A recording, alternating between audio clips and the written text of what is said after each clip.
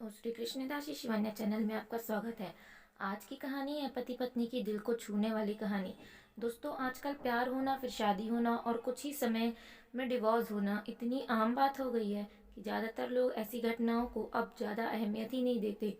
उनकी तरफ से कभी कभी बेवजह ही हो रहे अलगाव को रोकने के लिए भी कोई प्रयास किया ही नहीं जाता।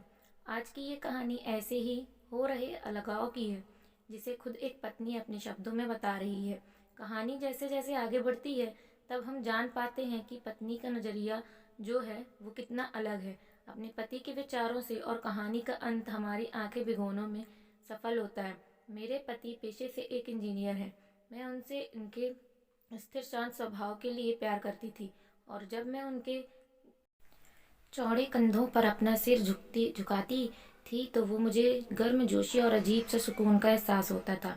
3 साल प्रेमालय और अब शादी के 2 साल बीतने के बाद मुझे यह स्वीकार करना होगा कि मैं इससे थक गई हूँ।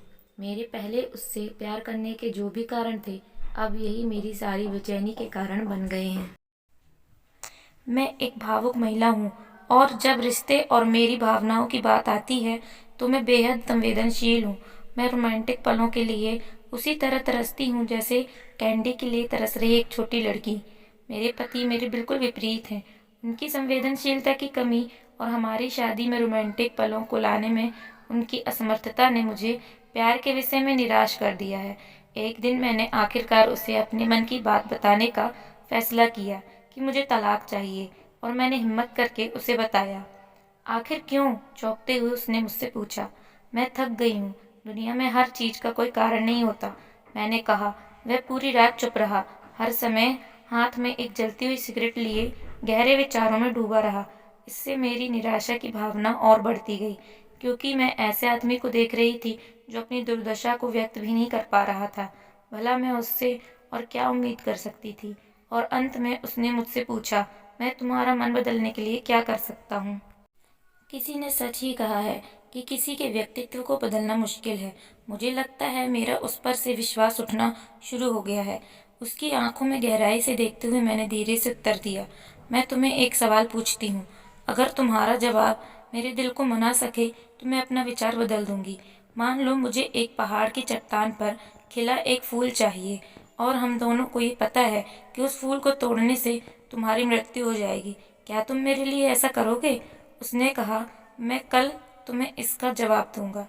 उसकी प्रतिक्रिया सुनकर मेरी उम्मीदें धराशायी हो गईं। मैं अगली सुबह उठी तो पाया कि वह चला गया था, और सामने के दरवाजे के पास खाने की मेज पर दूध के गिलास के नीचे उसकी खुरदुरी लिखावट के साथ कागज का एक टुकड़ा पड़ा था, जो पढ़े जाने पर ये बातें बयां कर। ये मैं तुम्हारे लिए वह फूल नहीं तोड़ूंगा, लेकिन अगर तुम चाहो तो मैं तुम्हें इसके पीछे का कारण जरूर बताना चाहूंगा। ये पहली पंक्ति पढ़ते ही फिर भी मैंने जब कंप्यूटर का इस्तेमाल करती हो तुम हमेशा सॉफ्टवेयर प्रोग्राम को गड़बड़ कर देती हो। अंत में तुम स्क्रीन के सामने बैठकर रोती हो। मुझे अपनी उंगलियों को जिंदा रखना पड़ेगा ताकि मैं प्रोग्राम को पुनर्स्थापित करके तुम्हारे कीमती आंसू बहने से रोक सकूं। तुम यात्रा करना पसंद करती हो, लेकिन हमेशा एक नई जगह में अपना रास्ता भूल जाती हो। मुझे तुम्हें रास्ता दिखाने के लिए अपनी आंखें जिंदा रखनी पड़ेंगी। तुम्हें हमेशा ऐंठन होती है जब भी तुम्हारा पीरियड हर महीने आता है। मुझे अपनी हथेलियों को जिंदा रखना है ताकि मैं तुम्हारी पेट की ऐंठन को शांत कर सकूं। तुम्हें घर के अंदर रहना पसंद है, और मुझे पता है कि तुम अंतर्मुखी व्यक्ति हो। तुम्हारी बोरियत को दूर करने के लिए मुझे चुटकुले और कहानियां सुनाने के लिए अपने मुंह को जिंदा रखना है। तुम हमेशा कंप्यूटर और टीवी देखती हो, और इससे तुम्हारी आंखों का भविष्य अच्छा नहीं होगा। मुझे अपनी आंखों को बचाना होगा ताकि जब हम बूढ़े हो जाएं तो मैं तुम्हारी आंखें बन सकूं, तुम्हारे सिर से सफेद हो रहे बाल चुन सकूं, तुम्हारे नाखूनों को बिना तुम्हें चोट पहुंचाए काट सकूं। मैं भी समुद्र तट पर टहलते हुए तुम्हारा हाथ पकड़ना चाहता हूँ, जैसे तुम धूप और सुंदर रेत का आनंद लेती हो और खुशी से गाने गुनगुनाती हो। उसे मैं अपने कानों से सुनना चाहता हूँ, इसलिए मेरे कान जिंदा रहने चाहिए। जब तुम नहा के निकलती हो तो तुम्हारी भीनी भीनी खुशबू को महसूस करने के लिए मेरी नाक जीवित होना चाहिए। इसलिए मेरी प्रिय, जब तक मुझे यकीन नहीं होता कि कोई है जो तुमसे इससे अधिक प्यार करता है, मैं तब तक उस फूल को नहीं तोड़ूंगा। और जिस दिन ऐसा कोई आया जो तुमसे इससे अधिक प्यार करे, मैं खुशी खुशी उस फूल को तोड़ लूंगा। ये पढ़ते ही मेरे आंसू पत्र पर गिरे और उसकी लिखावट की स्याही धुंधली हो गई।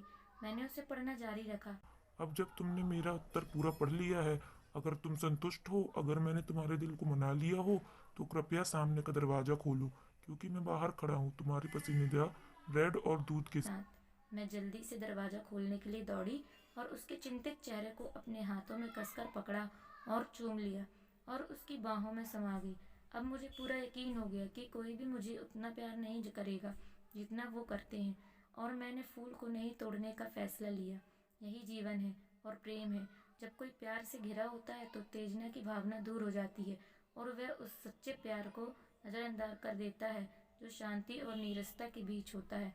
प्यार सभी रूपों में प्रकट होता है, यहाँ तक कि बहुत छोटे और सूक्ष्म रूपों में भी। इसका कभी एक मॉडल नहीं रहा। यह सबसे नीरस और उबाऊ रूप में भी हो सकता है।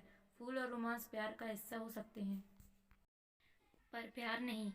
तो दोस्तों, आपको ये प्यार भरी पति पत्नी की कहानी कैसी लगी?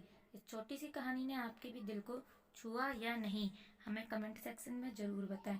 अगर आपको हमारी कहानी पसंद आई हो तो चैनल को सब्सक्राइब करें और वीडियो को लाइक ज़रूर करें। धन्यवाद।